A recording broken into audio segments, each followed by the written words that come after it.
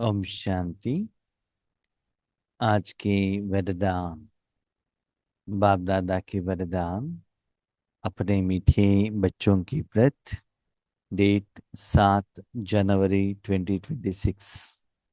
वरदान है सदा साथीपन की स्मृति और साक्षी साक्षी स्टेज का अनुभव करने वाली शिवमयी शक्ति स्वरूप कंबाइंड भव।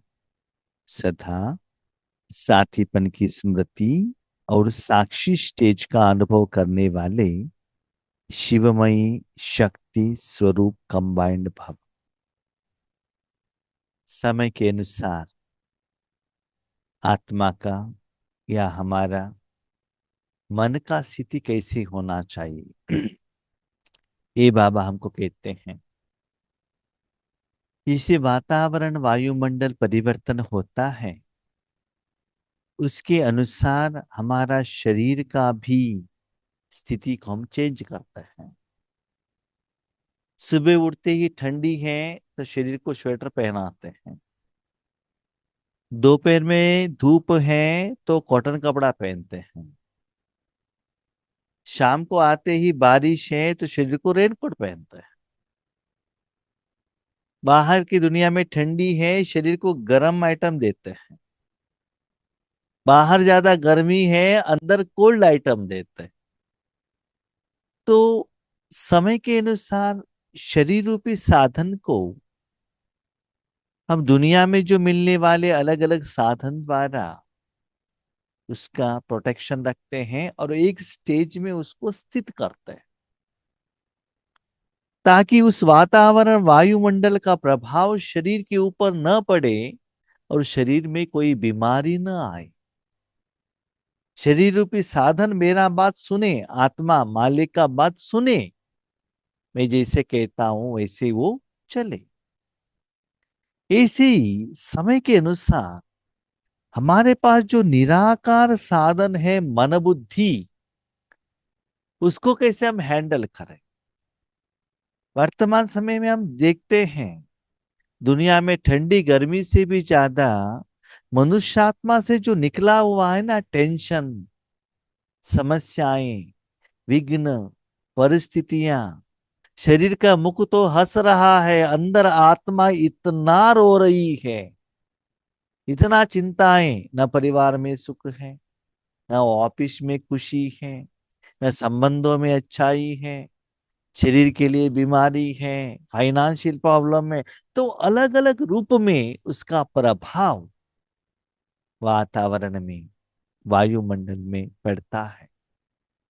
उस वायुमंडल में हम आत्माएं रहने के कारण उसका असर भी हमारा ऊपर पड़ जाएगा।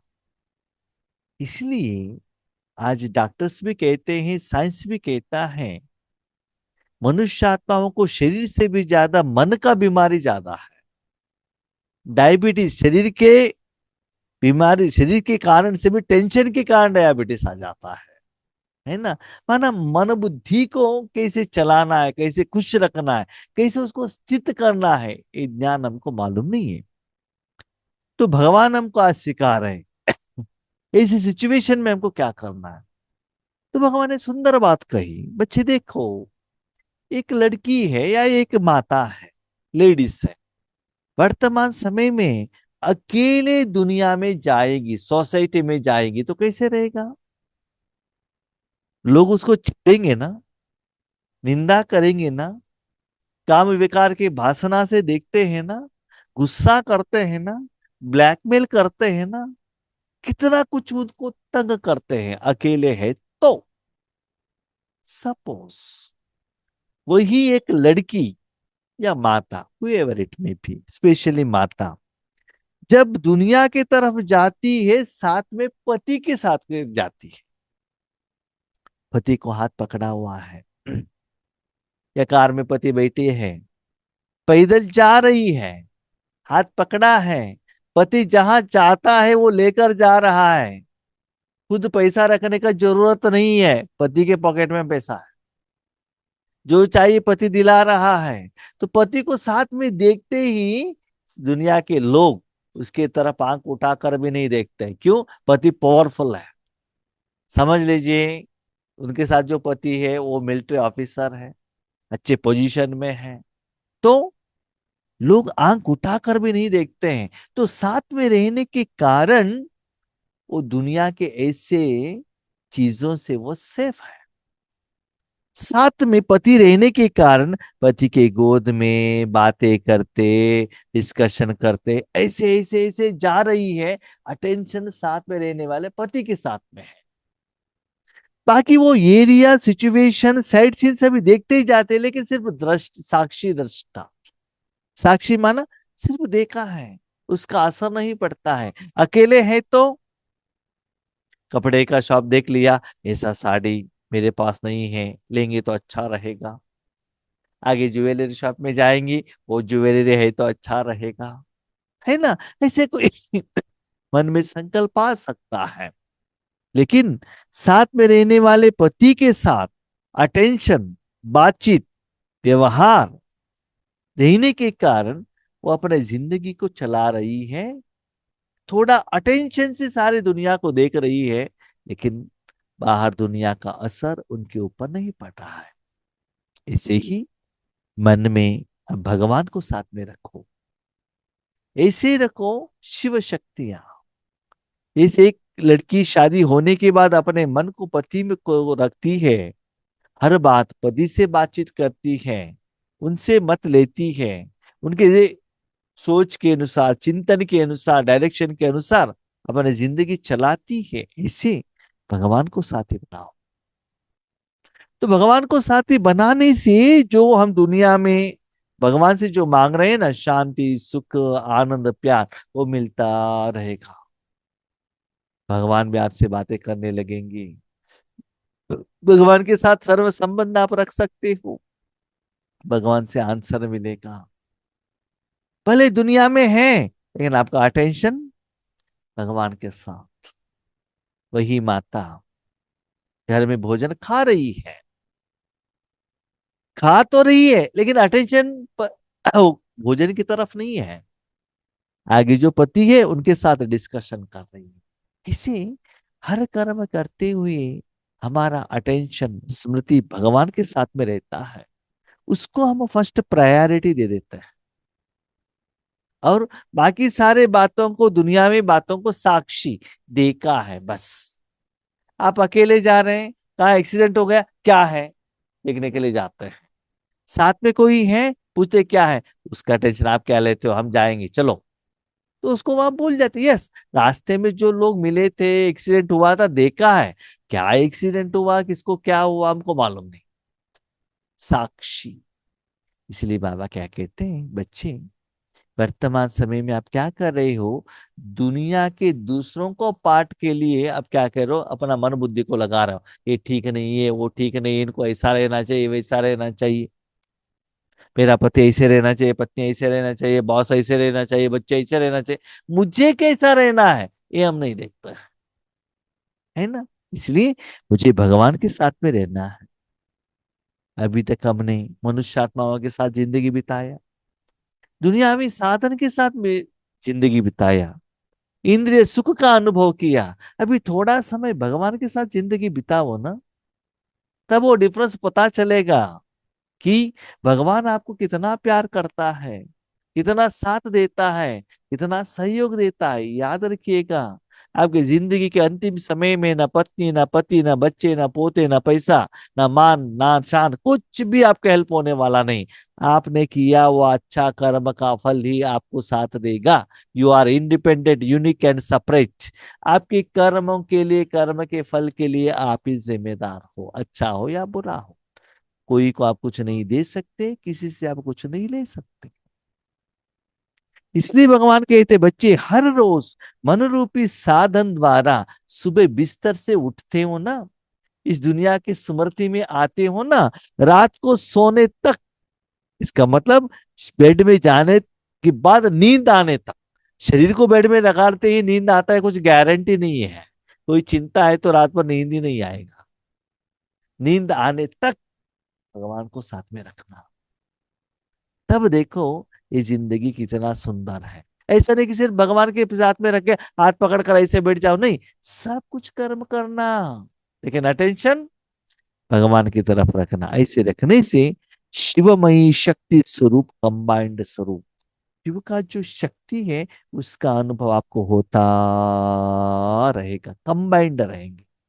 कैसे कंबाइंड रहना है? जैसे आत्मा और शरीर दोनों का साथ है, जब तक इस सृष्टि पर पार्ट है तब तक अलग नहीं हो सकता। एक आत्मा को एक शरीर के साथ इतना एज, इतना समय रहता है, तब तक आत्मा और शरीर अलग नहीं हो सकता। एक बार अलग हो गया उसको कहते हैं डेथ, आत्मा शरीर से अलग हो गए, तब तक साथ में रहना पड़ेगा ना, कंबाइंड। जो शरीर आपको मिला, स्त्री का हो पुरुष का हो, भले उस समय का हो, बूढ़े हो, यंग हो, छोटे हो, जो भी हो, उस शरीर के साथ आपको रहना पड़ेगा। ऐसे ही अंतिम सांस तक, इस शरीर को त्याग करने तक मन बुद्धि से भगवान के साथ जुड़े हुए रहना। जितना जुड़े हुए रहते हो उतना आपको साथ मिलेगा ना। मार्केट में वेजिटेबल खरीदने के लिए, ग्रोसरी लेने के लिए अकेले जाएंगे तो अकेले खरीदना पड़ेगा, अकेले पेमेंट करना पड़ेगा, आइटम सभी आपको लेकर आना पड़ेगा, राइट। पति के साथ में जाएंगे तो वो शॉप में लेकर जाएंगे, आपको सिर्फ खरीद करने का काम है, पैसा वो देंगे, बार्गेन वो करेंगे, है ना। और डिफरेंस हमको मालूम रहता है ना। और वेजिटेबल लेने के बाद उठा कर लेकर आने का काम भी पतियों का ही है। हम तो सिर्फ उनसे बातें करते रहते हैं, इसका मतलब ये नहीं है सभी लोग ऐसे ही है, मतलब एक साथ मिलता है वो कर्मों में, ठीक है। ऐसे आपको भी, आपका जो जिम्मेदारी है ना, भगवान लेने के लिए रेडी है, लेकिन वो अटेंशन है, भगवान के साथ उतना प्यार है, संबंध है, अपनापन है, एहसास होता है, ऐसा रहो। तो भगवान के साथ में रहना, जिंदगी जीना, जीवन करना आपके लिए आसान होगा। भविष्य में समझ ले कोई व्यक्ति यूएस में है, उनका सारा परिवार इंडिया में है, कोई किसी का हेल्प नहीं में नहीं आ सकते हैं, तुरंत आप आने के लिए चाहते हैं तो भी नहीं आ सकते। कोरोना के टाइम पर देखा आपने, कभी कभी रिसेंटली देखा होगा, फ्लाइट में अंदर नहीं बाहर में उसको पकड़कर कोई कोई दूसरे देश में आ गए, है ना। ऐसे सब इंसिडेंट्स हमने देखा है। लेकिन भगवान ऐसा शक्ति है, बच्चे आप जहां भी हो, आप बुलाते ही मैं आपकी हेल्प में आ जाऊंगा। लेकिन जो बच्चे मेरे बात सुनते हैं, मेरा मात मैं जो कहता हूं ऐसे चलते हैं, मेरा जो जिम्मेदारी है कर्तव्य में उसको मुझे हेल्प करते हैं, उनको ही मैं साथ देता हूँ। सिर्फ समस्या के समय पर भगवान आ जाओ हेल्प करो, होते ही भगवान टाटा बाय बाय आप उधर ही रहो, ऐसा नहीं होता। उनके काम पर आप सहयोग दो, आपके काम पर वो सहयोग देगा, साथ देगा, है ना। आज भी आप किसी को 100 रुपए देंगे तभी तो वो एप्पल देगा, फ्री में मुफ्त में कौन देता, आज नहीं तो कल पेमेंट देना पड़ेगा ना। इसी बाबा कहते हैं बच्चे, अंतिम समय तक भगवान के साथ में रहना। ऐसे ही शिव और शक्ति दोनों का इतना ही गहरा संबंध है। शिव भगवान, शक्ति हम आत्मा, जितना आप शिव बाबा को साथ में रखते हैं उतना वो शक्तियों का, खुशियों का, प्रोटेक्शन का, सेफ्टी का, डिसिप्लिन का, अपनेपन का एहसास आपको होता रहेगा। वही एक माता अकेले घर में रहेंगी, रात में किसी ने डोर खटखटाया, रात को 12 बजे, डर लगता है ना कौन आ गया। इवन दिन में भी किसी ने बेल किया, किसी ने बुलाया, कोई आए, लेकिन बाजू में पति है, घर में कोई है तो कितना वो कॉन्फिडेंस में रहती है ना। इसी ही मन से सदा भगवान के साथ में रखना, वही आपको सेफ्टी का किला हो जाएगा, प्रोटेक्शन रहेगा, सेफ्टी का अनुभव आपको होने लगेगा। तो शिव और शक्ति दोनों का इतना गहरा संबंध है। लौकिक में एक लड़की ने किसी के साथ शादी किया, पति मरकर 100 साल हो गया, 10 साल हो गया, तो भी पति याद रहेगा ना। इसी भगवान को साथ में रखो, याद से याद मिलता है। अब जितना भगवान को याद करते हो, उतना भगवान आपको याद देता है। महाभारत में हमने सुना है कि द्रौपदी को हस्तिनापुर में उनका साड़ी का हरण होता है। तो श्री कृष्ण जी द्वारका में रहते हैं। उनका पत्नी राधा कहती है, देखो आपके बहन का वहां दुशासन गलत कार्य कर रहा है, उनको हेल्प करो। भगवान कहता मैं नहीं करता हूं, जब तक वो बुलाएंगे नहीं तब तक मैं जाऊंगा नहीं, हुएवर इट मे बी। ऐसे जब तक आप भगवान को बुलाएंगे नहीं, तब तक भगवान आपके हेल्प में आएगा नहीं। इसलिए सदा भगवान को साथ में रखना, तो बुलाने का कोई बात ही नहीं आता। जो सदा शिवमयी शक्ति स्वरूप में स्थित होकर चलते हैं, तो उनकी लगन में माया विघ्न डाल नहीं सकती।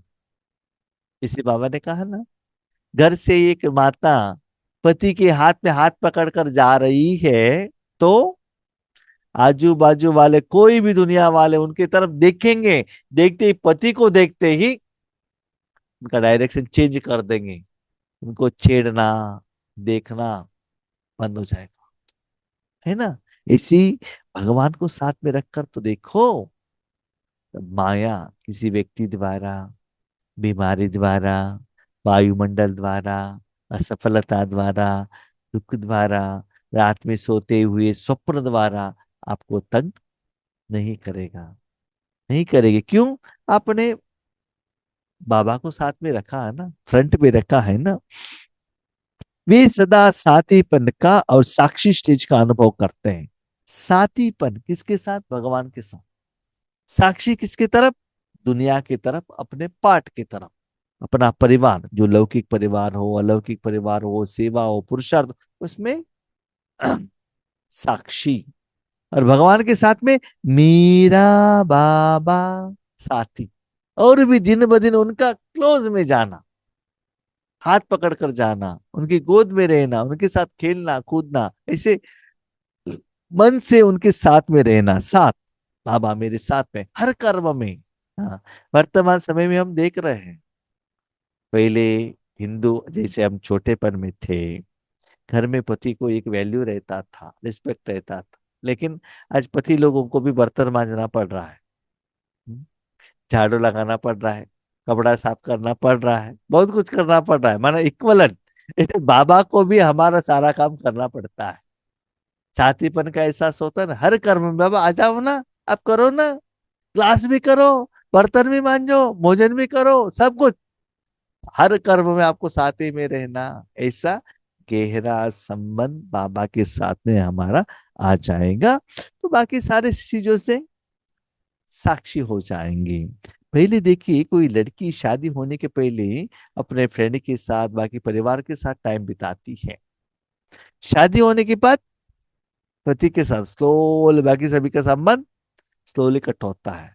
लोग भी देखते हैं कि पति के साथ एंगेज है, वो अभी ये नहीं मिलते करके वो अपना दूसरा फ्रेंड्स बना देते हैं। इवन आप देख लीजिएगा, बाबा के बच्चे बनने के बाद ईश्वरी सेवा में, साधना में बिजी रहेंगे, तो लौकिक सीरियल देखना, फिल्म देखना, घूमना फिरना, भोजन खाना, बातें करना, वो सब स्लोली कट होगा। और डिफरेंस आपको पता चलता है।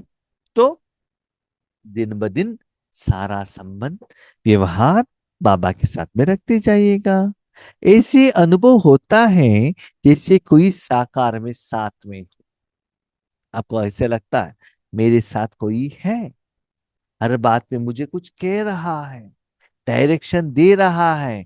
कुछ गलत हो रहा है तो कह रहा है, बच्चे देखो ये गलत है, ये मत करना, यही सही है, भले मुरली द्वारा या मन में अंदर। अब देख लीजिए, फॉर एग्जाम्पल समझ लीजिए आपको शुगर है, आपको मन में आया कि मुझे स्वीट खाना है, भले आप खा लेते हो, लेकिन अंदर में मन कहता रहता है देखो आपको शुगर है, नहीं खाना है, शुगर लेवल बढ़ेगा, डॉक्टर ने आपको कहा है ना। अंतर मन आपको आपका गलती का एहसास दिलाता रहेगा।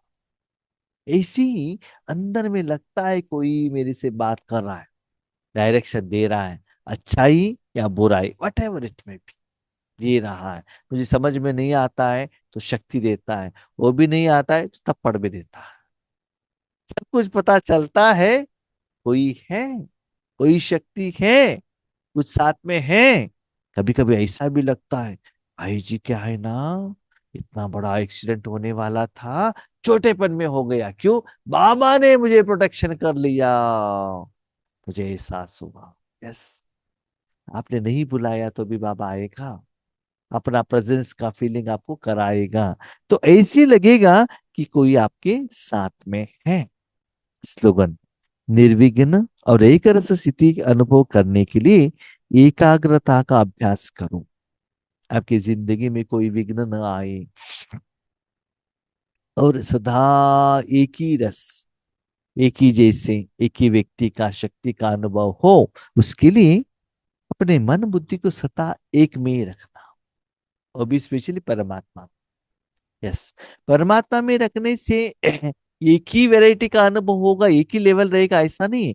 लेवल तो चेंज होता ही रहता है, लेकिन सिर्फ वो सप्त गुण का ही अनुभव होता है। उसमें भी silence, sweet silence, deep silence, dead, वो लेवल में चेंज होगा, लेकिन सिर्फ शांति का अनुभव होता है। इसी की समझ लीजिएगा, फॉर एग्जाम्पल आप डोसा खाते हो, सिर्फ डोसा ही खा रहे हो, हर बार चटनी से ही खा रहे हो, वही टेस्ट लगेगा ना।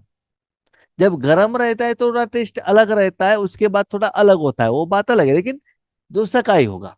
लेकिन एक बार डोसा खाया, दोबारा इडली खाया, तीसरी बार वड़ा खाया, चौथी बार कुछ जामुन खाया, तो अलग अलग चीज होते ही रस टेस्ट होगा, फीलिंग अलग होगा। ऐसी ही एक रस स्थिति होना चाहिए, सिर्फ अपने मन बुद्धि को सिर्फ भगवान में ही रखना। जितना अपने मन बुद्धि को एक कर्म में निरंतर रखेंगे, एक ही जैसा अनुभव होगा। जितना लंबे समय अपने मन बुद्धि को सीरियल में रखते हैं, क्रिकेट में रखते हैं, शॉपिंग में रखते हैं, तो तब तक आपका मन बुद्धि और शरीर का सारे इंद्रिय उसमें ही रहेगा ना। उसी कर्म और कर्म का फल का अनुभव आपको होता रहेगा। इसीलिए बाबा कहते हैं, बच्चे एकाग्रता को बढ़ाओ और निर्विघ्न एक रस स्थिति का अनुभव करते रहिएगा। ठीक है? अच्छा, ओम शांति।